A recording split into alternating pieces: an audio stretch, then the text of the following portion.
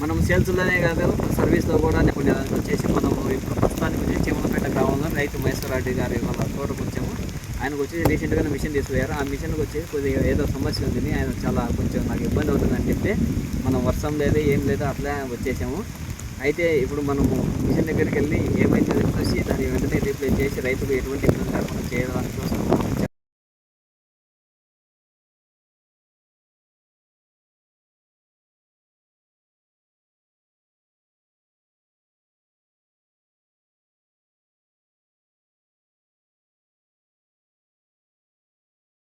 కొంచెం ఇష్యూ రావడం వల్ల ఆయన ఏంటంటే రైతు పొరపాటు చేశారు. కొంచెం ఇదేంటంటే ఈ ఫేస్ వైరు నోటల్ వైరు రెండు జాయింట్ అవ్వడం వల్ల కొంచెం ఏదో బోర్డులో ఇష్యూ వచ్చింది.